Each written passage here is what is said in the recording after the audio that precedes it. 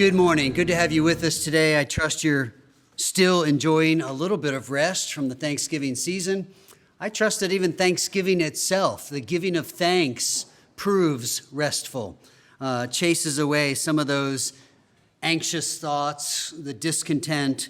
Thanksgiving is indeed a command to be obeyed, but it's also a great blessing to be enjoyed.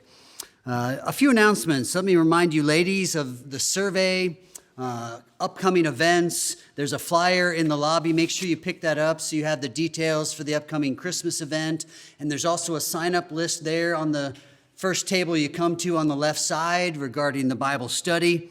Avail yourself of these opportunities, not only for fellowship, but also time together around the Word. Men, you'll do that on Wednesday night this week, 6:30, Men's Forum. You can peek ahead into the rest of our discussion in Genesis 2 and then anything else that comes across in the agenda. Let me say regarding the Equip Hour and Sunday school classes that on Christmas morning and New Year's Day morning, both on Sundays, we will not have those classes. We will only gather for the 10:15 worship service on those days. Nor will we have the Christmas Eve service, since we will be here the next morning for our Christ Mass. All right, maybe you've never been to Mass before, but we'll have our service of worship that morning if you're able to make it. And certainly we understand with a lot of family plans and things that you might prioritize worship still, but maybe not with us. We understand that, but we will have a service 10:15 on Christmas morning and on New Year's Day as well, but no Sunday school hour. All right, let me encourage you to pick up another 30 days of prayer. If you hadn't gone through that in October, some of those requests are incredibly valid still, whether that's in regards to the wisdom and exercising next steps in the building process, or in the case of many of those requests, a reminder that our hearts need to be stirred toward serving in God's church. So along those lines, we've got the two cards, the financial card, which is simply going to help the finance committee exercise stewardship on what it means to move forward in the building. So if you have questions on what you're committing to or what that means, remember, simplify it to this information just helps us know how to exercise good stewardship moving forward. And then the blue card, regardless of your finances, is, from my perspective, something I'm even more excited about, because everyone, young person, teenager there, and adult, can fill this out and indicate that you have some kind of interest in these categories. We're not asking you to head this category up. We're not saying you're going to have an immediate commission to some task. We're simply saying, by checking those boxes, that you have some kind of interest or idea to be shared. I just want to be a part of the conversation moving forward.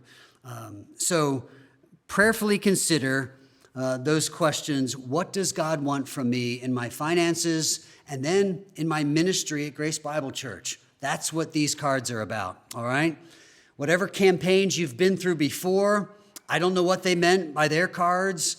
We're trying to be good stewards of what God has given us in our material goods and in our spiritual abilities. And so please consider filling them out. That's only going to help any coordinators to know, thankfully, they have some resources to draw on, some people to talk to about moving forward. All right. Let's turn our attention to worship. I'm glad you're here this morning to do that. I trust even after perhaps traveling, busy time with family or friends, that today we can be reminded of God's faithfulness to us in sending his Son to accomplish perfect righteousness, to accomplish our forgiveness of sins, our eternal life, and then, as we're reminded of every Sunday, that on that first day of the week, he rose from the dead, confirming that all of God's promises are true. Thank you for ministering to one another. I know some of you had a lot of ministry. I talked to someone this morning about the request I shared at the praise service. I told you that the Moorheads were ministering to a family who had lost a loved one. Some of you have ministered to family this week in other ways, or people in need. really for this entire next month, we're going to be bombarded by a lot of needs. And rather than just assuming all of those charities or needs will be met by someone, just entertain that simple question, Lord, what do you want me to do about this? It might be nothing at all, and it might be something in some way that you hadn't done before. You've ministered to Jill Flowers. Thank you for your giving to meet her needs. We'll be able to get her a check that will help her get through some of these lean weeks, recovering from her injuries until she gets back into her tutoring job. Other ministries as well. I just want to say thank you for carrying out the work of the body as you should. God is pleased with that because his design is proving to be a good one. All right. Our call to worship this morning is Psalm 148. You'll hear many of these phrases wrapped up in the first song we'll sing as all of creation is invited to praise the Lord. Psalm 148, praise the Lord. Praise the Lord from the heavens. Praise him in the heights. Praise him, all his angels. Praise him, all his hosts. Praise him, sun and moon. Praise him, all you shining stars. Praise him, you highest heavens, and you waters above the heavens. Let them praise the name of the Lord, for he commanded and they were created, and he established them forever and ever. He gave a decree, and it shall not pass away. Praise the Lord from the earth, you great sea creatures and all deeps, fire and hail, snow and mist, stormy wind fulfilling his word. Mountains and all hills, fruit trees and all cedars, beasts and all livestock, creeping things and flying birds, kings of the earth and all peoples, princes and all rulers of the earth, young men and maidens together, old men and children. Let them praise the name of the Lord, for his name alone is exalted. His majesty is above earth and heaven. He has raised up a horn for his people, praise for all his saints, for the people of Israel who are near to him. Praise the Lord. Father, we have gathered this morning, and we begin our worship by coming into your presence with our praise. We recognize that you are creator and maker of all things, and therefore you are Lord and authority over all things. This morning we praise you as a God who is transcendent and powerful beyond every earthly power of individual, of idea, of kingdom, of dictator. We look around our world and we see the power struggle among nations and leaders. Remind us that you rule over all of them. We see famine and flood, destruction and ruin from them, and need to be reminded that you are Lord over winds and rains. Lord, we see the struggles of our own minds, the fears that so easily assault and assail. Remind us that you are Lord over all of these things, so that we would often find ourselves encountering the hardships of life and turning immediately to praise to the one who is above them all. This morning we lend our voice with that of creation, with that of whatever these sea creatures in the deeps are. We lend our voice with your church all over this nation and all over the world. We lend our voice to praise you. We do so in obedience to these commands to praise. But we also do so from grateful hearts, for we can see the great bounty that you have given to us. And we know that every good gift comes down from you, our Father in heaven, and that your good giving begins with the good gift of Jesus Christ for our righteousness, our forgiveness, and our eternal life. And for this and all these benefits that are ours in Christ, we give you our thanks and praise through his name. Amen. Let's stand together and sing of this praise to the Lord.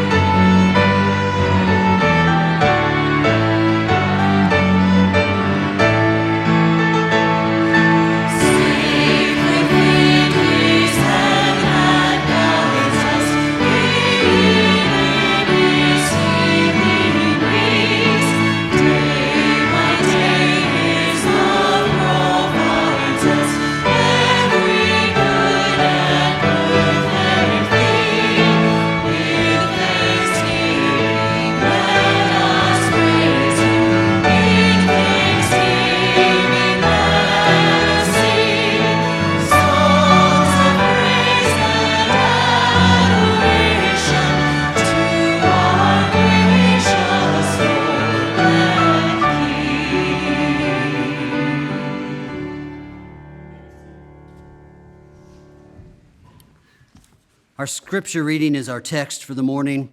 We'll study this in a few moments. Matthew chapter 2, verses 1 through 12.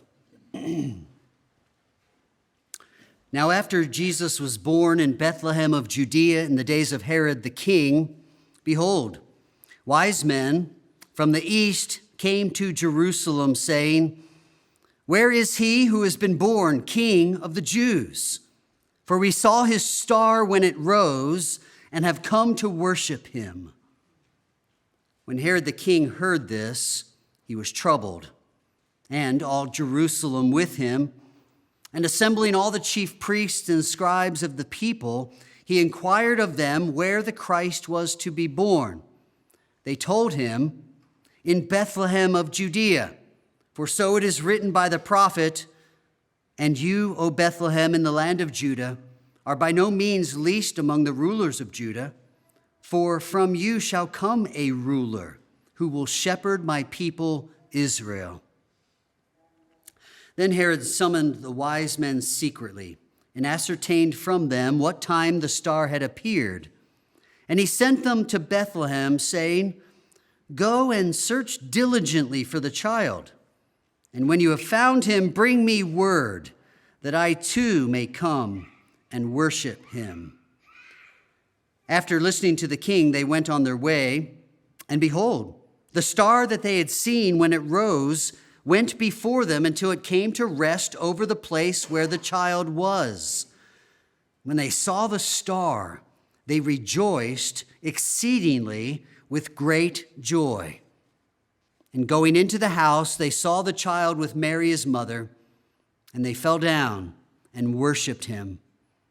Then, opening their treasures, they offered him gifts, gold, frankincense, and myrrh.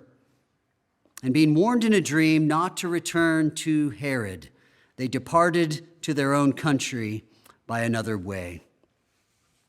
I trust the Lord will help us with understanding in this text down this path toward joy.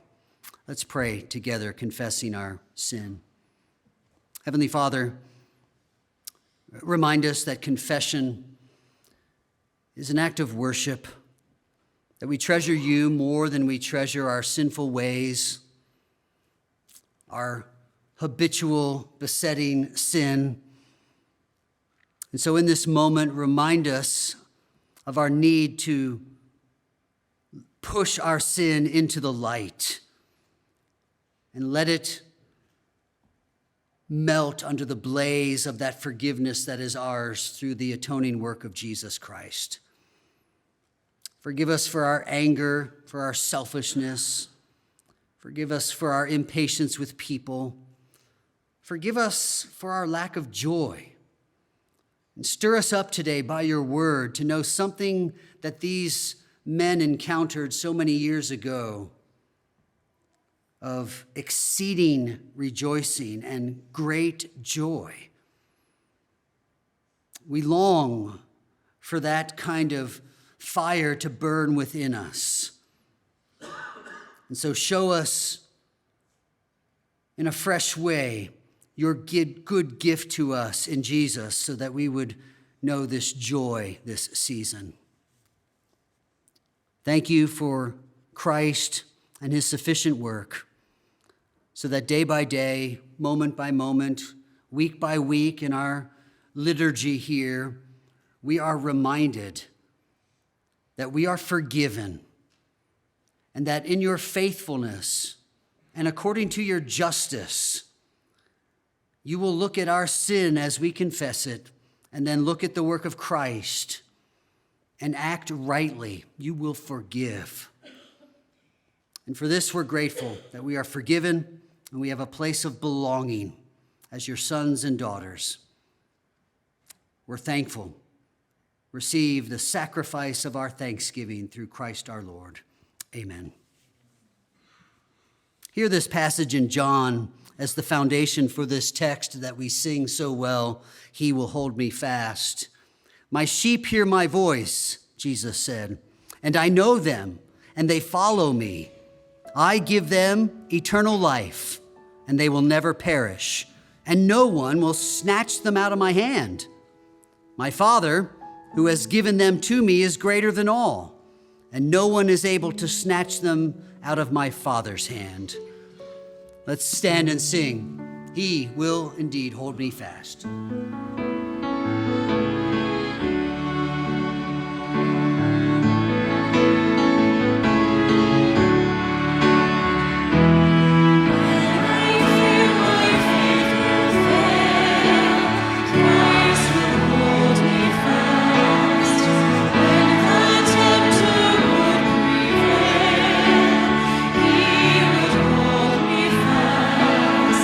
I could never keep my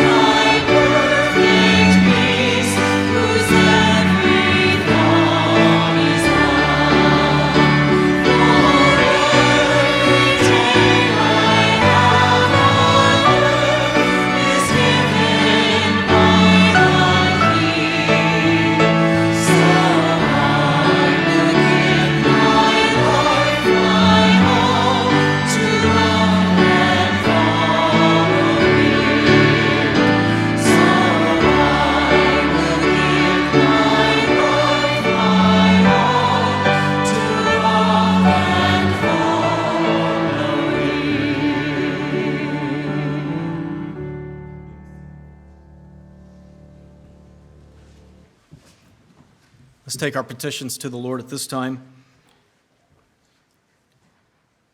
Father, we think especially right now of those that we're partnering in your ministry with, the farmers, the Webbers, Schroeders.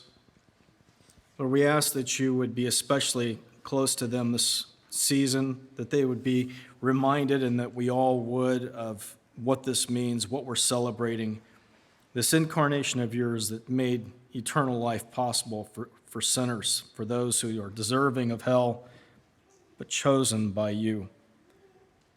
Lord, would you especially bless their ministry, giving them insights to how they may minister to those that you've sent them to better, somehow by highlighting this glorious act of yours. We sing these songs, and they are true. You left the glories of heaven to come and rescue people. Lord, we praise you that we're part of that people. Lord, we ask that you would bless Ron's efforts in translation, that the things that he does, the words he puts down on paper would strike a chord in the hearts of unbelievers that would become children of yours instead of enemies. We'd ask that the Schroeders would be able to reach people that are in a dark place, even in this country, founded with so many Christian principles, and yet people are walking around blind and oblivious to it. Lord, would you do your act of opening blind eyes and unstopping deaf ears and loosing dumb tongues to the point where your kingdom would fill the earth. May we become a people, as your people, who do not need to suffer loss or oppression, some kind of terrible situation here on this earth in order to begin to look up. But help us, Lord, to look up constantly. Would you make us a people who maintain a focus on Jesus at all times, rather than leaving a worship service high on the fact that we've given glory to you as King of Kings, and then have a seeming reset on a Monday morning after we've slept, experienced your blessings, and then we carry on with the other 6 days where we can think about all the things we want without too often considering your will for us. So make us a people that can withstand the great blessing you've given. I pray that you'll turn us into a people who can look at every blessing as from your hand instead of just something we enjoy. Make our hearts truly filled with thankfulness, and make us a people fit for your use. I pray all these things in the name of Jesus. Amen. So our affirmation of faith this morning is from Psalm 24. It'll just be a reading, no responsive reading this morning. But let these words fall on your ears and into your heart, considering their truth. The earth is the Lord's, and the fullness thereof, the world and those who dwell therein. For he has founded it upon the seas and established it upon the rivers. Who shall ascend the hill of the Lord, and who shall stand in his holy place? He who has clean hands and a pure heart, who does not lift up his soul to what is false and does not swear deceitfully. He will receive blessing from the Lord and righteousness from the God of his salvation. Such is the generation of those who seek him, who seek the face of the God of Jacob. Selah. Lift up your heads, O gates, and be lifted up, O ancient doors, that the King of glory may come in. Who is this King of glory? The Lord strong and mighty, the Lord mighty in battle. Lift up your heads, O gates, and lift them up, O ancient doors, that the King of glory may come in. Who is this King of glory? The Lord of hosts. He is the King of glory. Selah. So let's stand again to sing, O come, Emmanuel, thinking of this Emmanuel, this God with us who came and dwelt among us.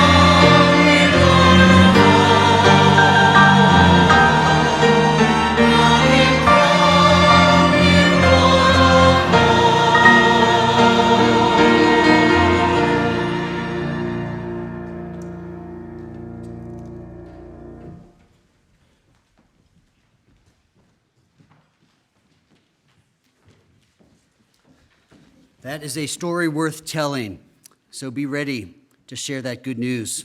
Matthew chapter 2.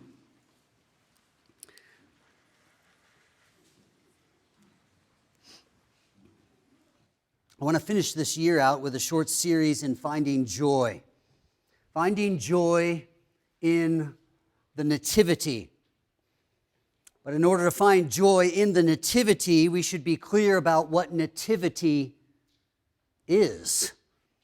We use that word, and typically we use it in a very particular definition, that being the picture or model of the circumstances of Christ's birth.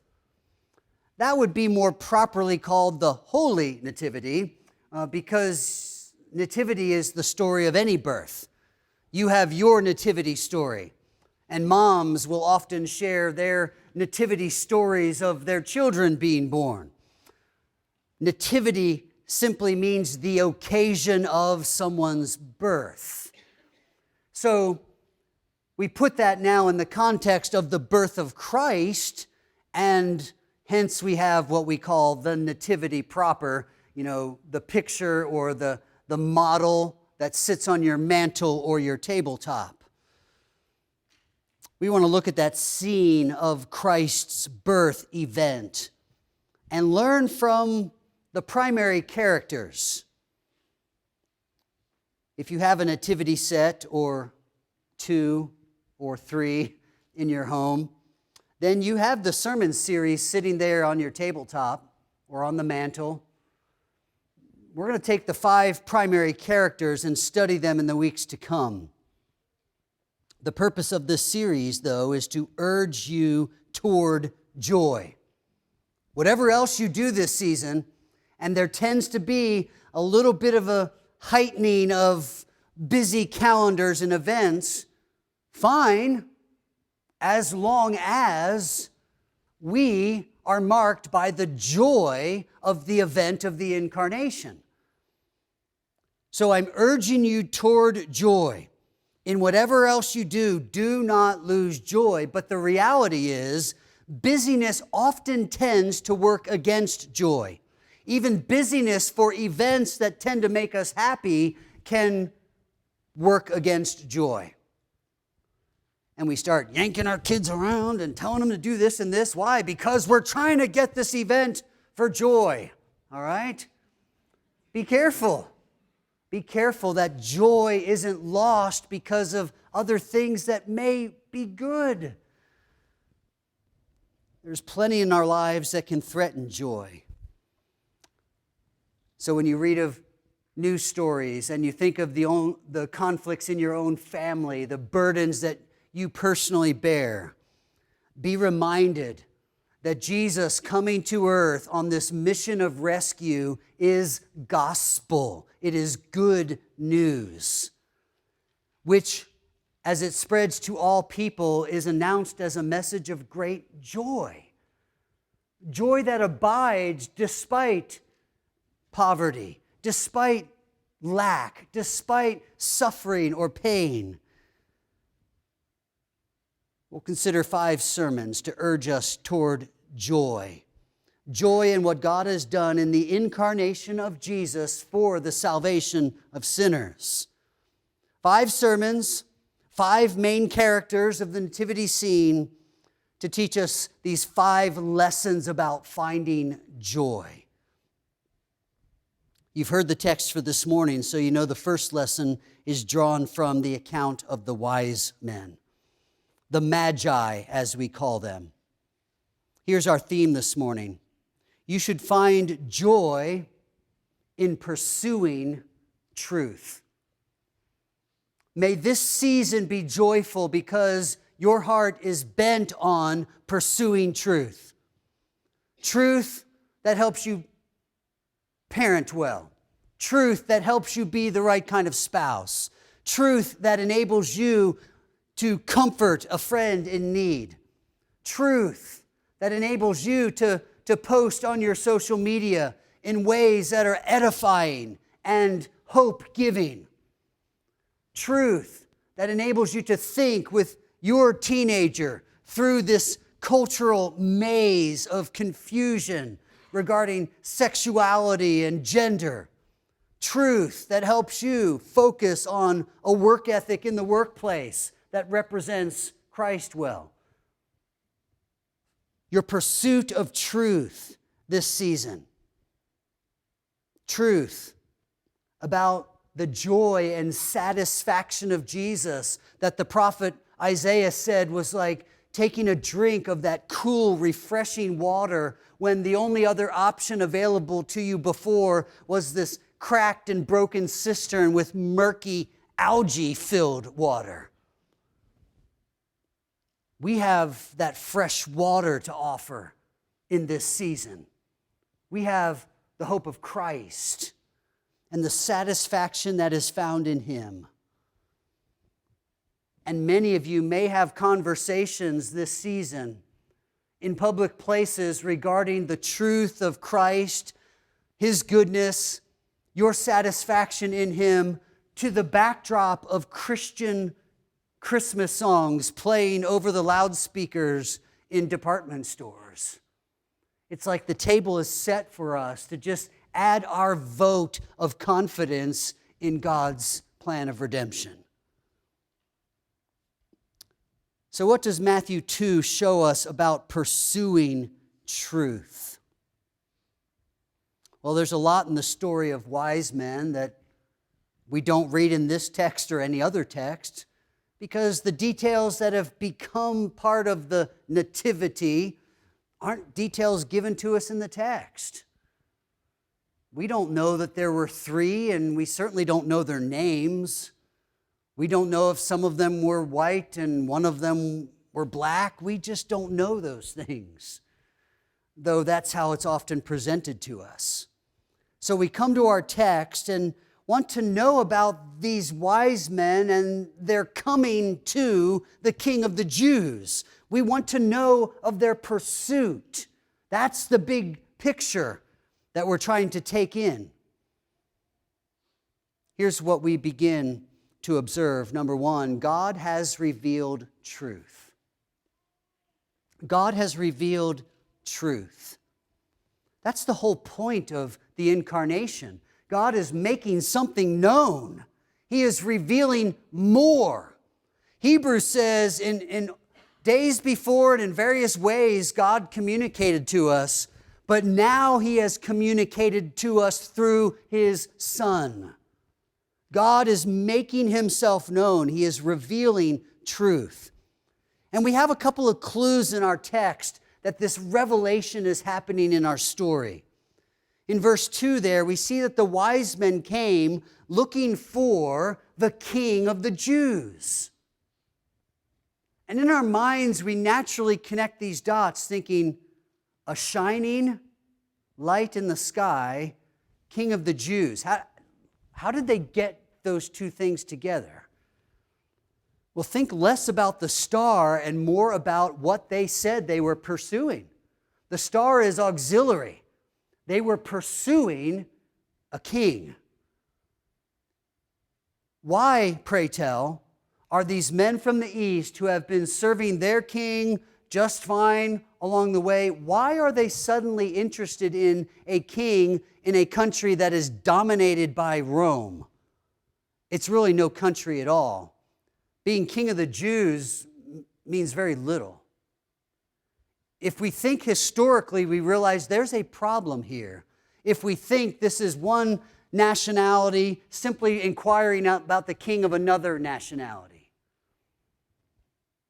They are looking for the King of the Jews with a background of understanding of what that means. They've come with gifts, not to make political alliances, but to bow down and worship. When we take in this story, we realize God has revealed something of His truth to them so that they would pursue. They saw His star. That star is secondary to Him. They want to find Him. Again in verse 10, they saw the star. This revelation indicating pursuit. And in verse 12, we see that they are warned in a dream. God has revealed truth even in our story. But just notice how this truth, this revelation, kind of sits in the context of the story. Because the rest of the story is about kind of in the middle there. The beginning is they saw the star and begin pursuing. The end is they worship. And in the middle is Herod and his encounter with the wise men, with the scribes, sending the wise men to Bethlehem. And in this context, we find it interesting that God has revealed His truth. He is speaking now through His Son being revealed in the incarnation, the birth of Christ, and yet those details are coming to us side by side in the context of a story of a lie. Herod hears of this king and is troubled, and all Jerusalem with him. Herod's troubled because history tells us Herod was paranoid. Herod was terrified he was going to lose his position of power. We should find it quite easy to grasp that Herod would kill all the children under 2 years old when Herod killed his own sons so they wouldn't get his throne. So Herod is greatly troubled when he hears there's some talk of another king. He's going to find out who this is. And his wise men indicate that Micah was probably right. He's going to be born in Bethlehem, so he sends them to Bethlehem and tells them to search diligently for the child.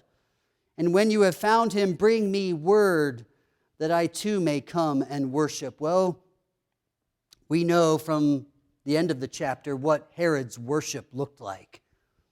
It was worship of himself at great cost to those families with children under 2 years of age.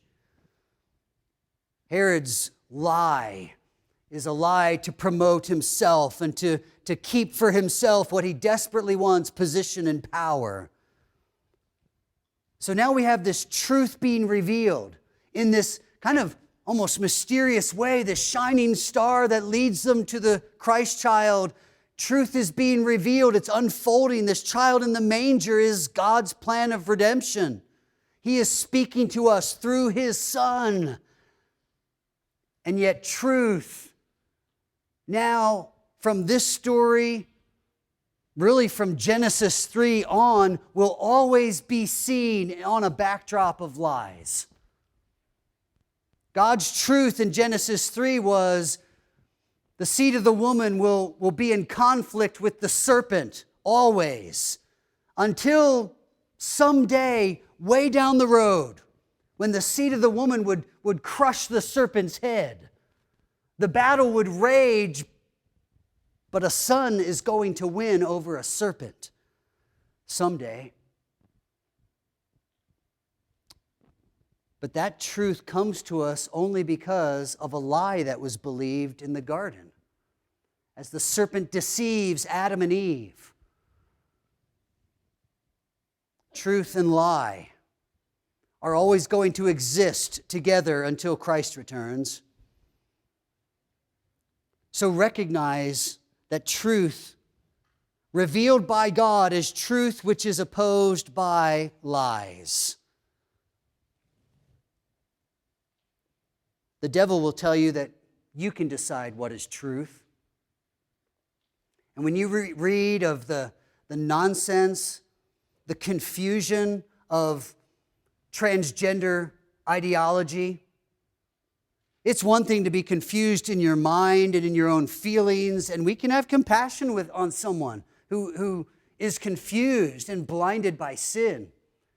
But the folly is working itself out as these ideas are trying to work their way into legislation, and you see how nonsensical it is, how this is hard to articulate and put into any kind of universal practice. It's all built on a lie. Really the same lie of Eden. When the devil tells us, you know best, you know what's right, do what's right for you. You be in charge. You make the call. You know good from evil. Truth will be opposed by lies. Jesus in his earthly ministry, as the light of the world, is ridiculed and rejected and scorned. And an eventual showdown with the Pharisees, he tells them in this dispute over fatherhood, because they're still pointing back to this event and saying, you don't even know who your father is, you might be an illegitimate child. And Jesus shoots it straight with them and says, you're still of your father, the devil. And the lust of your father you will do. He was a murderer from the beginning and abode not in the truth because there's no truth in him. He's the father of lies. So there's only two options of thinking. Only two options of worldviews. There is Christianity, what has God said is true, and there is every other worldview or religion that exists. There is truth and there is lies. Our story comes to us, truth. They come to worship the King of the Jews, the Son of God. And yet, racing alongside of their entourage is Herod's lie. No, that's what we're up against. It is truth opposed by lies, but it is also truth which, by indication of our text, is for all peoples. Think with a bit of a missions and outreach mindset here. And remember, these are not Jews that are hearing the gospel. They're coming to worship the King of the Jews. They know who this is. And it's a reminder of what the prophet said, that the desire of the nations will come. One prophet said, God will whistle and the nations will bring their gifts. Much like you would call your children from a playground or call your dog in from the backyard, that signal is sent out. He's here. It's a gospel for all peoples. These Gentiles are included in the good news. But note also that these Gentiles happen to be rich and powerful. We often consider the alternative from Corinthians, not many wise, not many mighty are called. But don't think the gospel doesn't reach the wise and the mighty. Paul's argument in 1 Corinthians 1 is we have a simple message. We preach Christ and Him crucified. We don't need to convince and manipulate, and we don't need the advantage of somebody really in a powerful position becoming a Christian, because that would lend credibility to us. But don't think the gospel isn't for those who are rich and in powerful positions. We should pray all the more for them, because riches bring a snare. Power brings a sense of security. I'll tear down my barns and build new ones. Why? Because I've got it all under control. I've taken care of myself. I don't need anything else. In this case, it's the rich and the powerful, the Gentiles, who are responding to God's revelation. And so we're right to pray for our missionaries and their missions efforts. We're right to pray for our nation's leaders and to imagine the testimony of celebrity or politician renouncing the foolishness of their past decisions and acknowledging that from this point on, they're going to make decisions based on the Word of God. Oh, they might get voted out of office and never see the halls of Congress again, but we can rejoice in that. It's a truth for all peoples. And third, it's a truth which is traced throughout the Bible. I want you to realize from this story that God wanted His Messiah to be anticipated and then accepted. He had told us back in Numbers chapter 24 that a star would arise out of Jacob. He told us in Isaiah that a virgin would conceive and bear a son, and yet the religious leaders for the rest of Jesus' days wanted to nitpick at His virgin birth as illegitimate.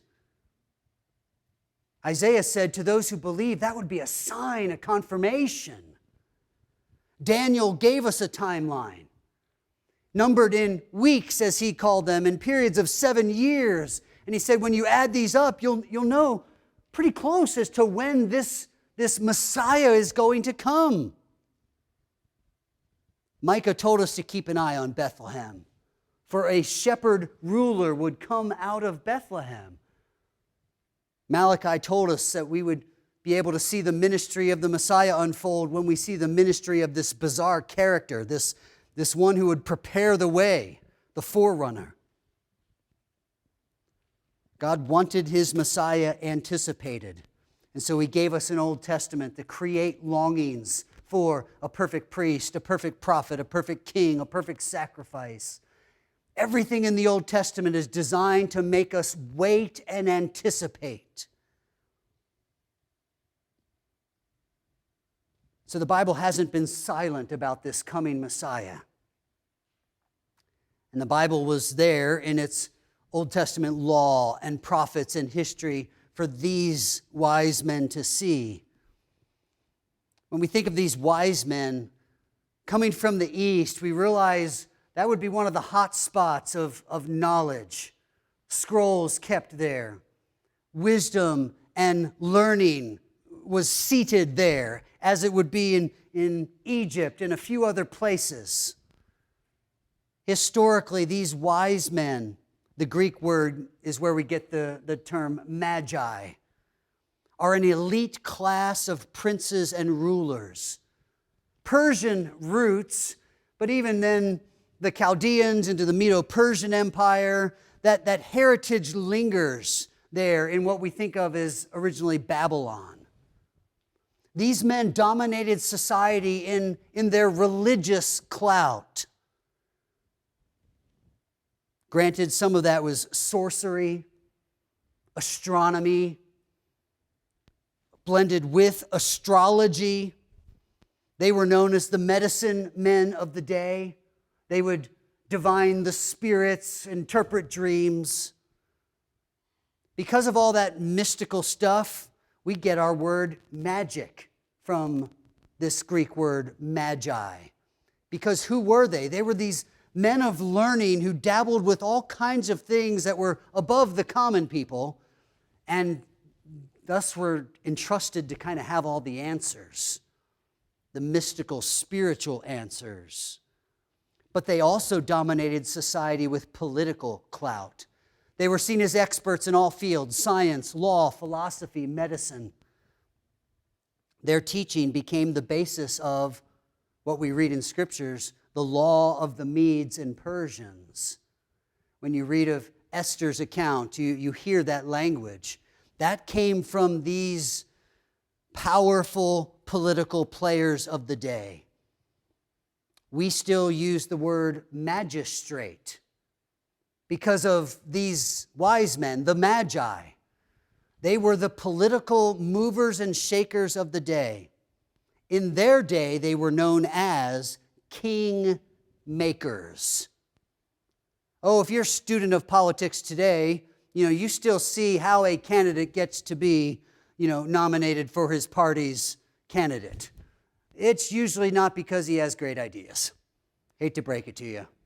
No lengthy debates like Lincoln and Douglas with deep philosophical concepts. No, it's usually a web of connection and power players working behind the scenes to make things happen. Those power players are what we call the wise men. They were king makers. You sat on a throne in many cases because you had won the favor of the Magi. It's interesting that even in the Old Testament, we hear language of the Magi in one verse. Jeremiah 39:3 mentions a name and a title. The name you probably don't remember, Nergal-Sharezer. But then his title is given, the Rob Mag. Rob mean the great or high. So the chief of the Magi, the chief mag, he was called. So Nergal-Sharezer, the Rob Mag, Jeremiah 39. We're told about one of the Magi. But the most notable kingmaker or Magi of biblical record, he studied the knowledge of the day. He interpreted dreams. He ruled over the other Magi. He influenced the king and thereby influenced a kingdom. Now we know him less as one of Babylon's magi and more for having spent a night in the lion's den, having interpreted a dream, for a king having seen handwriting on the wall and been called to interpret that. Daniel was a kingmaker, one of the magi. In Daniel 5, after that handwriting appears on the wall and nobody can interpret it, the queen tells the king, "Get Daniel." Sounds like Daniel was kind of in retirement, but he was known as the one person who could solve the puzzle on the wall. And she said, "There is a man in your kingdom in whom is the spirit of the holy gods. In the days of your father, light and understanding and wisdom like the wisdom of the gods were found in him. And King Nebuchadnezzar, your father the king, made him chief of the magicians, enchanters, Chaldeans, astrologers, because an excellent spirit, knowledge, and understanding to interpret dreams, explain riddles, and solve problems were found in this Daniel." The queen was the biggest fan of Daniel.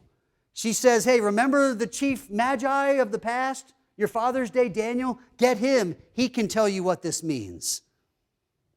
So these magi in Matthew 2, wise men, as we call them, have a historical and a biblical foundation to help us understand this wasn't just three guys on camels loaded with riches. This was likely an entourage, dozens, if not hundreds of people traveling with the kingmakers of their day, armies to protect them. And so when Herod sees them coming, he's afraid when he hears they're looking for a king other than him, and all Jerusalem is concerned because we don't know who this army is and why they're here. But we do know from our text why they're here. Because God had made himself known. God had made himself known in Revelation. These magi had truth, probably from Daniel's day. Maybe they could still talk about that legendary guy from a few hundred years before. Like we would talk of Paul Revere or Spurgeon or Martin Luther. Luther would be about the timetable, a few hundred years back before this time, when they saw the sign of this blazing light. They knew that the truth of God's promised Messiah was coming to play. Second observation, grace enables our pursuit of truth. Grace enables our pursuit of truth. Here's the question that we have to answer at this point. Were the wise men pursuing, or was God leading? Were the wise men pursuing, or was God leading? In the text, we see both. We see both the star of God's leading, and we read about the journey of the Magi's following. Think about the star of God's leading. Verse 9, the star rose and went before them until it came to rest over the place where the child was, and they went into that house, the next verse says. This begs an obvious question. What is this star? Based on its reappearing, it's leading them as they leave Jerusalem and start heading to Bethlehem. They don't need to be led to Bethlehem. They were already told where Bethlehem is. And there's a trail, and about 5 miles, a little bit further south and a little bit up the mountain, and that's Bethlehem. They know where it is. They don't need to be led there. They've been told. So what's going on with this star reappearing and leading them? And we're told it leads them to the very house.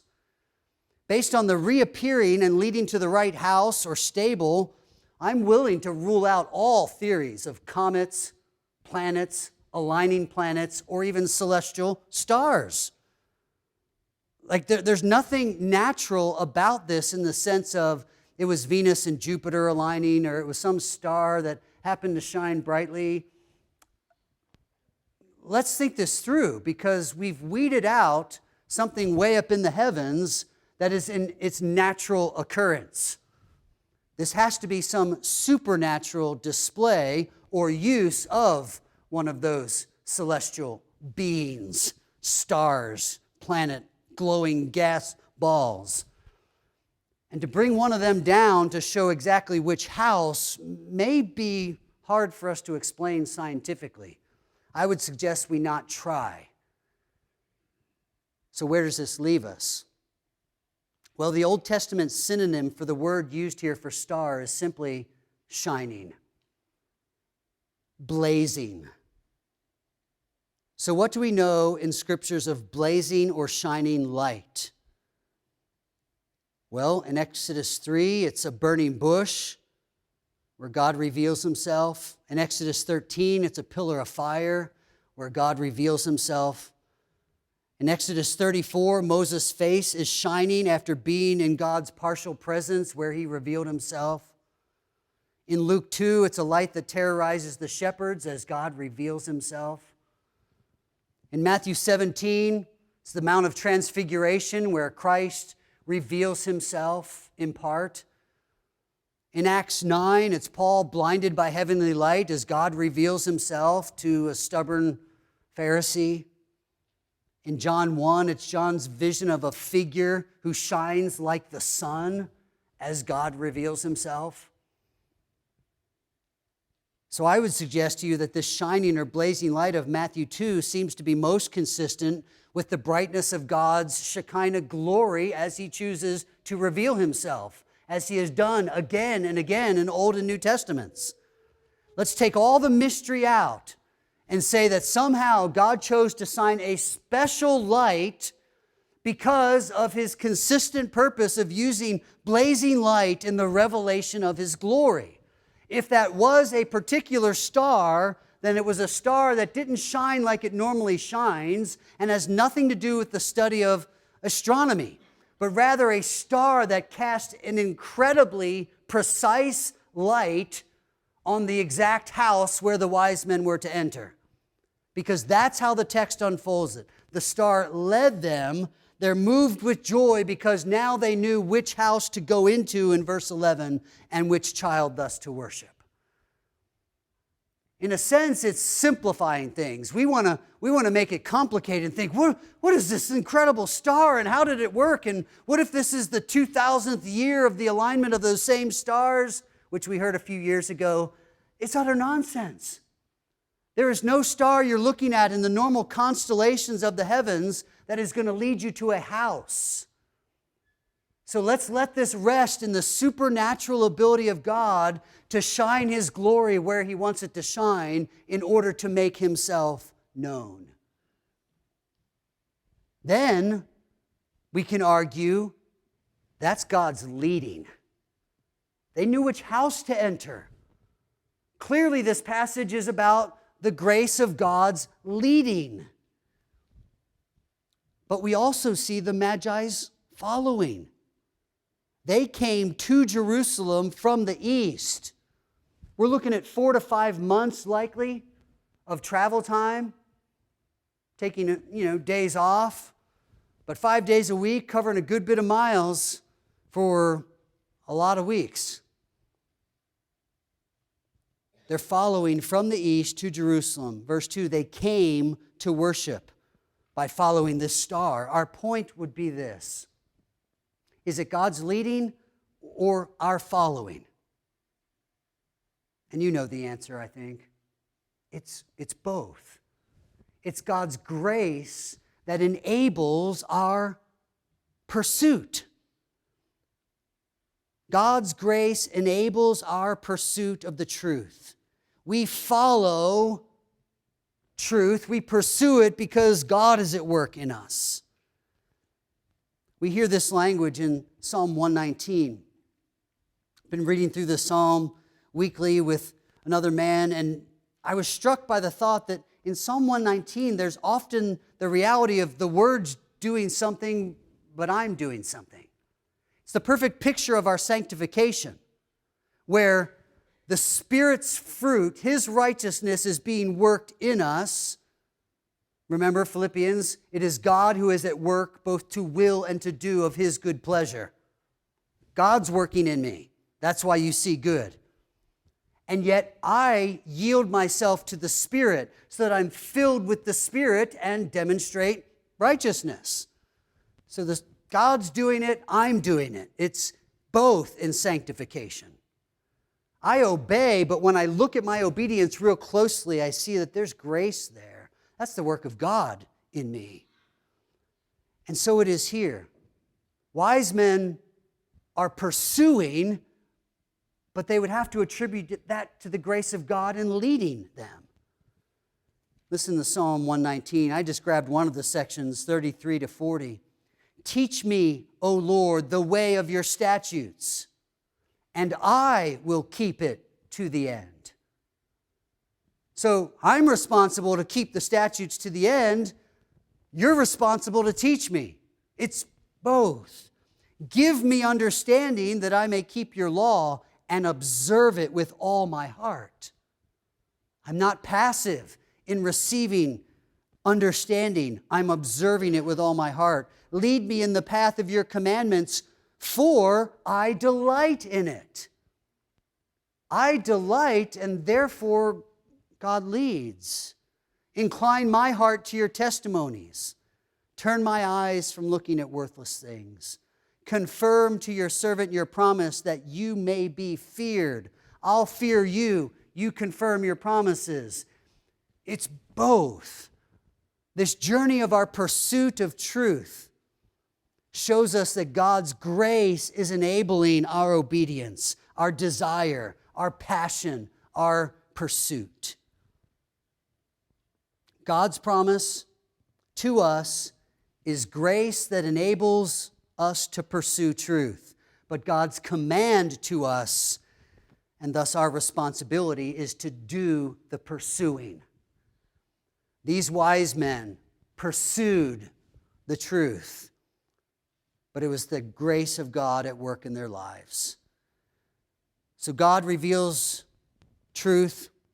His grace enables us to pursue it. Number 3, in our pursuit of truth, God will be glorified and we will find joy.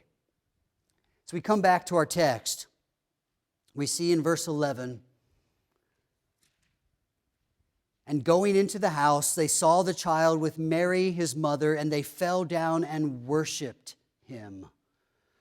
Then, opening their treasures, they offered him gifts, gold, frankincense, and myrrh.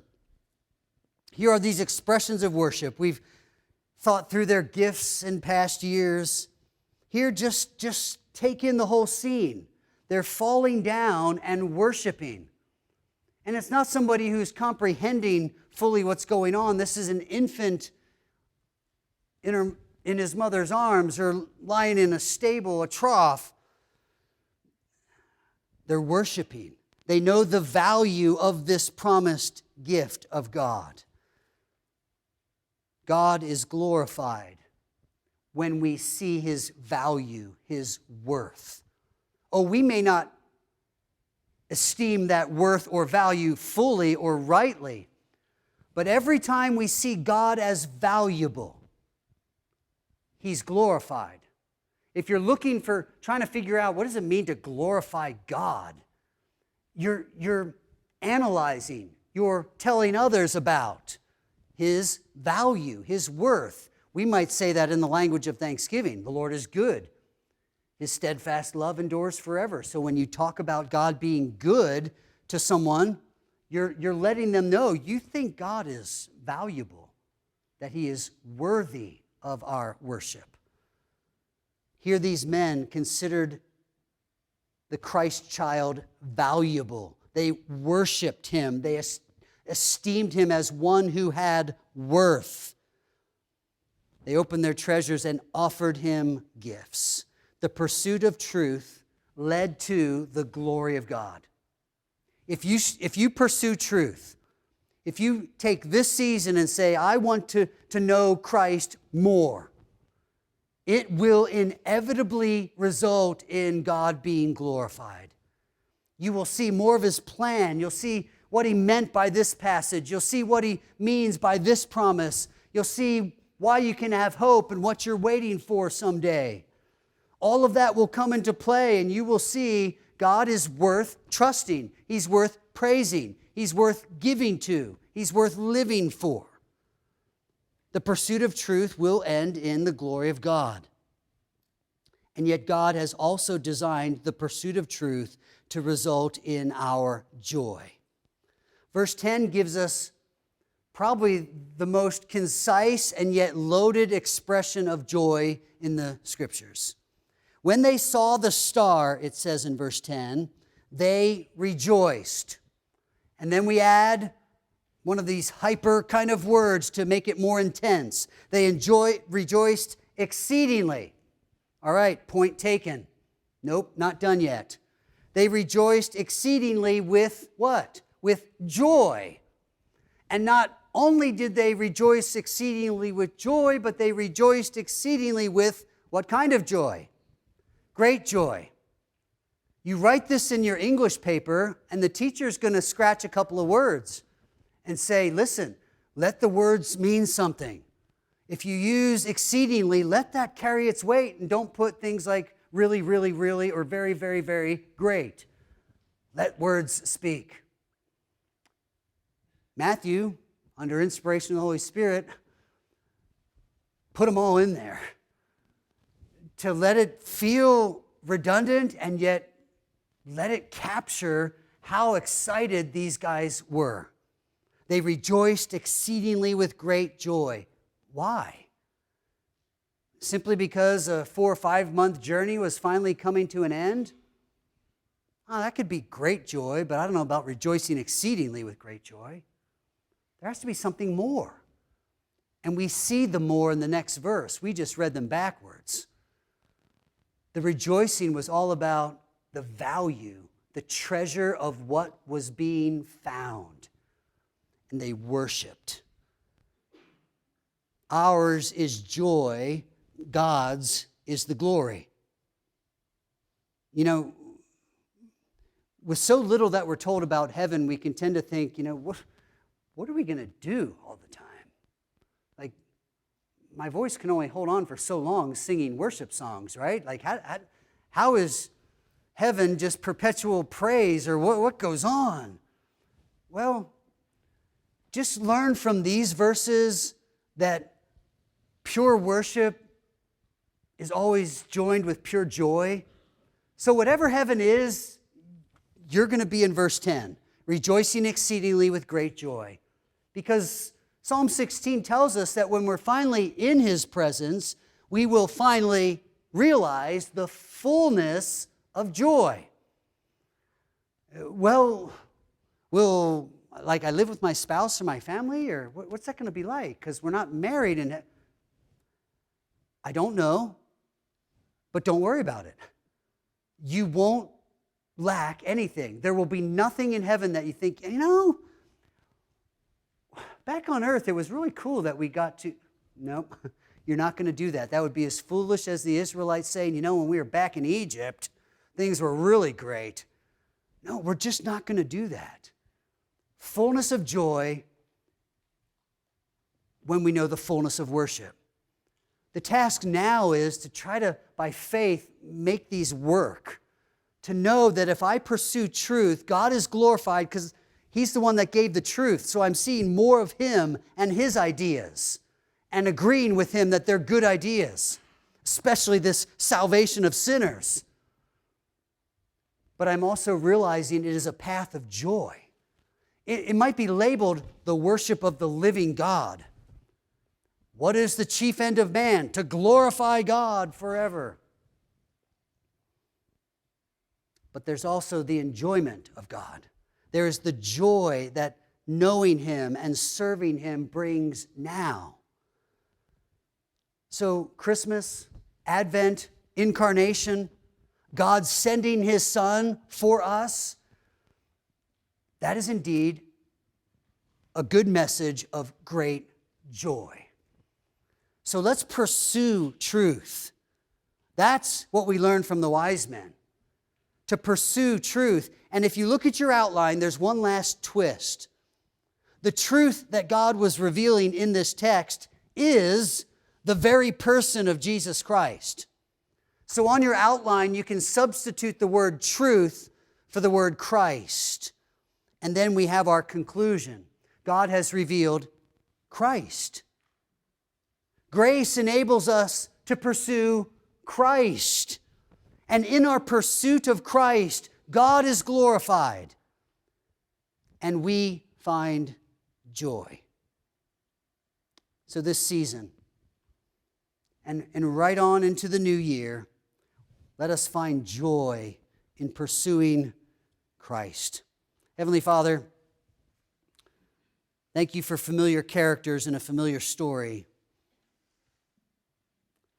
Make us more familiar with this path of pursuing truth. May it not be that this week would race by day, event by event, meeting after meeting, project after project, problem after problem, and we would gather again next Sunday having made no intentional effort to know the treasure of Christ more. No quiet moment of personal worship. May this not be true of us. Having seen the pursuit of truth in the lives of these wise men, may we, by grace, exercise ourselves in a pursuit of knowing Christ, of imitating Christ, of making Him known. So help us in this season to keep our priorities right, to keep Christ at the center of our desire and as the hope of our satisfaction.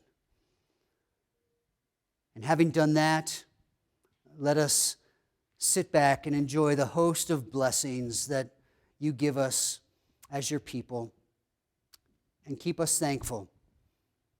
For really, we move from the season of Thanksgiving into the season of Thanksgiving.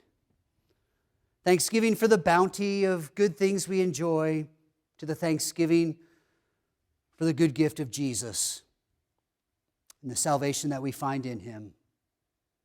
There's one here today who has never encountered the Christ of Christmas, the Christ of this incarnation, the Christ of the Nativity.